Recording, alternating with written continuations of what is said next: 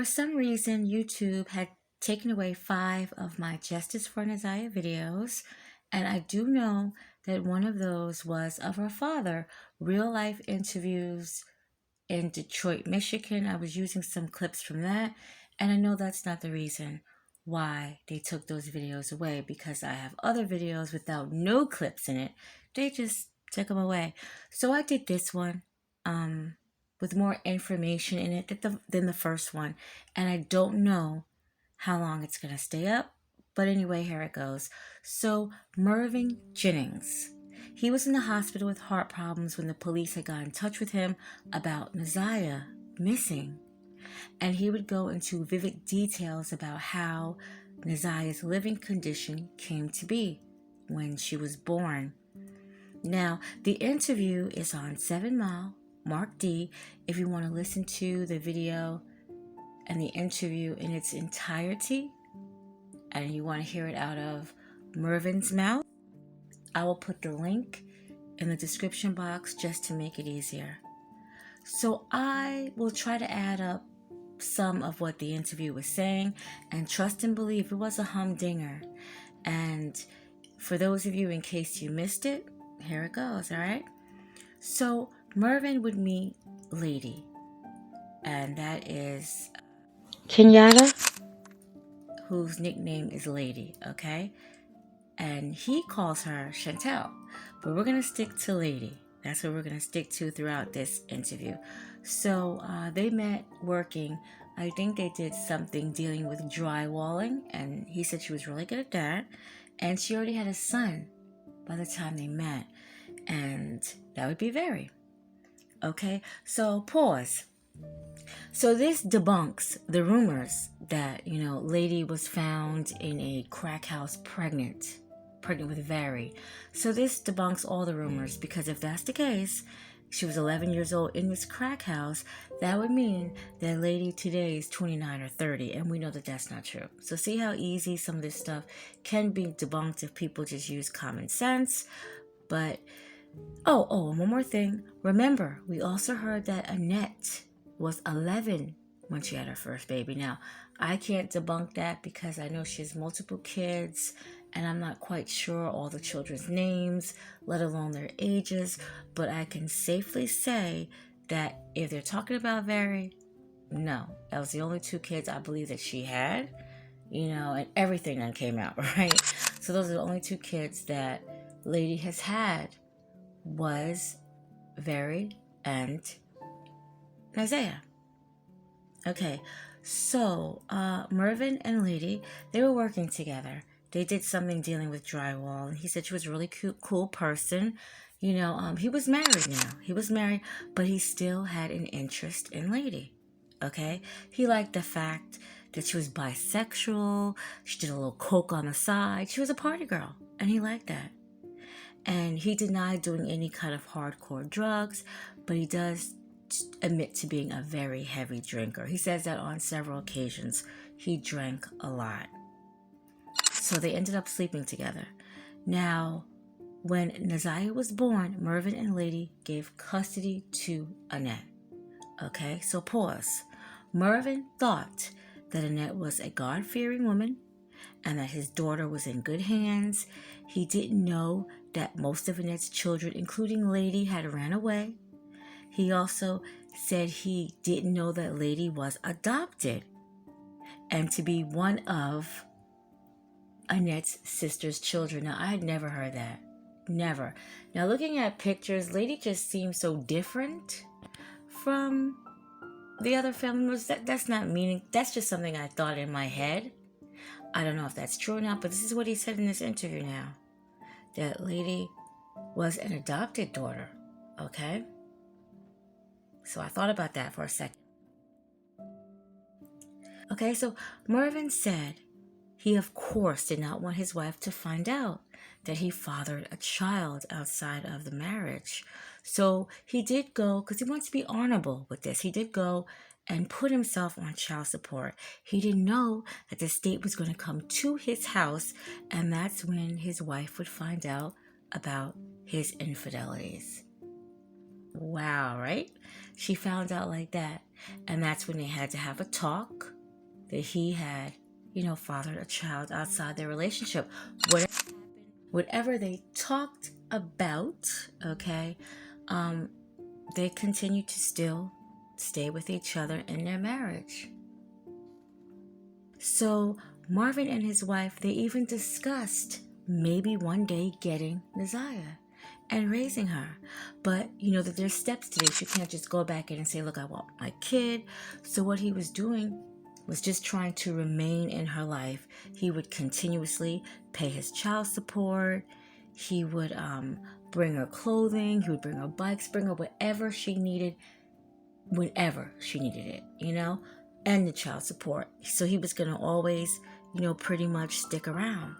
And he felt that it was a good environment.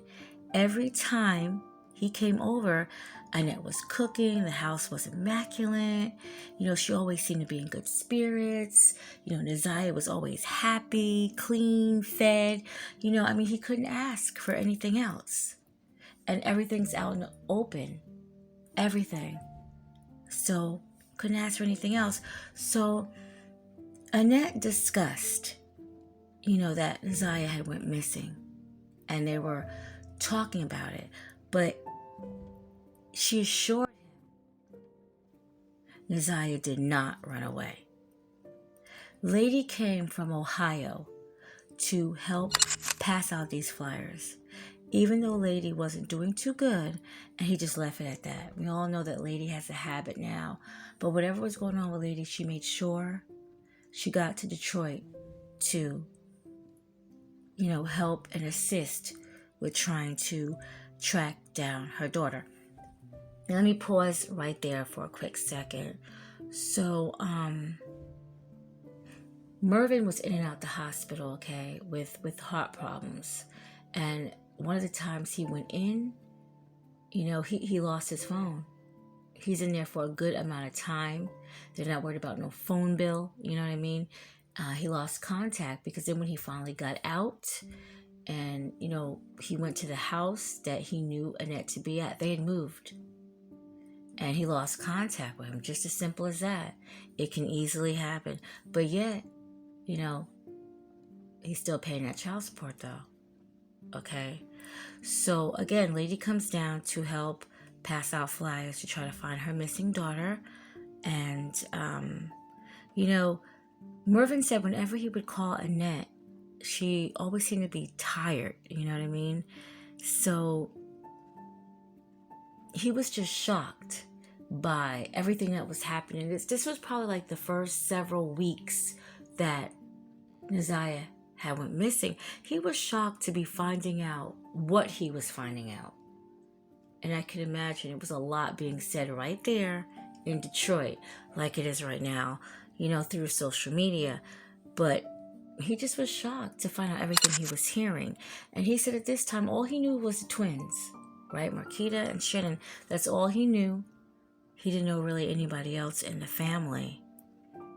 So it was a situation where Marvin's wife, his sister, other family members on Marvin's side, they all came down to pass out these flyers. And he knocked on Annette's door, and she was like, oh, we already passed out the flyers earlier. So, he's like, oh, okay. Like you can only have a limited time, to give this information out to help track down a missing loved one, right? But anyway, he said he was out there day and night. It didn't matter. And he said all the time, he never seen them passing out flyers. The twins never came outside. They were in there, but they never came out. And his family's from all over. And they're passing out. So that kind of stuck with him like, damn, they're not even helping me pass out these flyers, which was just not looking good on their part, but people don't really care how they look. Okay. So he said he started to notice an attitude change with Annette. They were talking about stuff, and Annette said the police wanted to speak to Very. And, Annette was like, that's unnecessary. You don't need to talk to Very. Very has nothing to do with any of this. So he said she was just really nasty about it. Now pause. Why doesn't Annette want the police to talk to Barry? What can Barry say that, because he doesn't really know anything about his sister's situation, but he does know stuff about other situations, maybe stuff that he don't even think he knows. You know what I mean? But he said her attitude just changed a lot about that. And he also found out that they reported Naziah as a runaway, even though Annette would tell Murvin that she didn't run away, but she was reported as a runaway. You see what I'm saying? Now pause. A man was outside the school in a pickup truck. Naziah told people that this was her father. When a school official started to approach this man in the truck, he pulled off. Now, Naziah was crying when Annette found out that this man was up there at the school, and she said, that was my father, and Annette said, no, that was not your father. And Naziah just started crying, and Annette said, we'll talk about it later. Now, whatever happened later, of course, no one knows, but we do know that Annette probably knows exactly who was up there at the school. I think we all know who was up there at the school. So Annette had told Murvin, when he asked about where should he pass the flyers out, he tells him to go around the field by the school, because that's where Naziah goes to meet someone, an older guy. So that's a good place for Murvin to pass out these flyers. So of course, Murvin starts hearing more things about his missing daughter, and a name comes up, Jarvis. Okay? Jarvis. That's the name that comes up. So, Marvin asks Annette, who's Jarvis? Because he's hearing about this man named Jarvis that has a lot of, quote, sexual misconduct, end quote. That is what Murvin is saying to Annette. She says she doesn't know. She doesn't know Jarvis. Isn't that interesting? She actually said she didn't know Jarvis. Then she says, oh, that's Shannon's ex-boyfriend. But she's acting like she doesn't really know him like that, even though this is the father of your 5+ children, right? But you don't actually know. I should say 6+, seriously, not being funny. I should say 6+. But, yeah. So she acts like she doesn't really know who he is when she knows damn well who he is. But, remember, she couldn't see him in a courtroom as well. So Murvin, he starts to slowly put these pieces together. And now we all see that Annette also is covering up for Jarvis. I mean, it's clear. And Murvin just said her demeanor was just way off now. He knew something. As he says, a lot of sick stuff was going on in that house, and he believes that, she was covering up, and she's covering up what was going on with Naziah missing.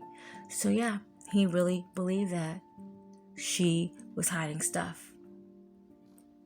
I mean, if we sit here and really look at it, why?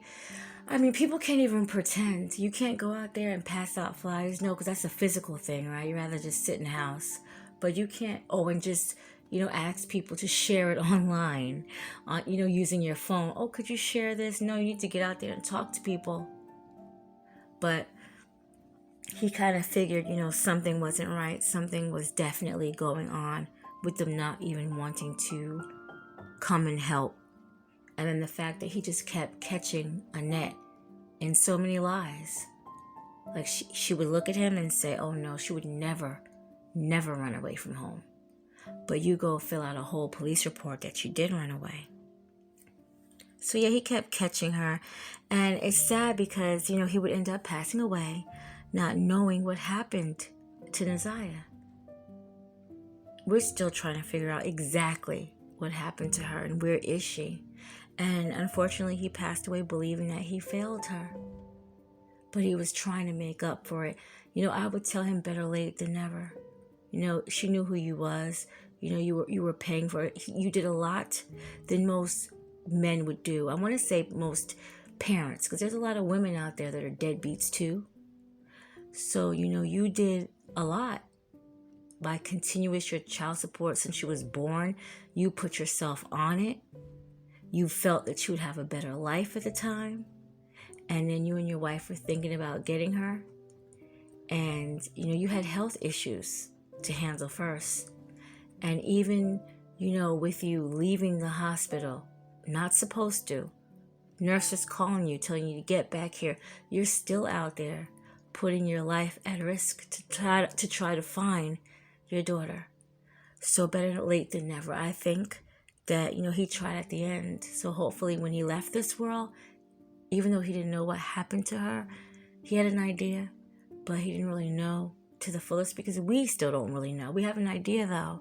So I hope he left knowing that, he did all he can do in a short time that he had to do it.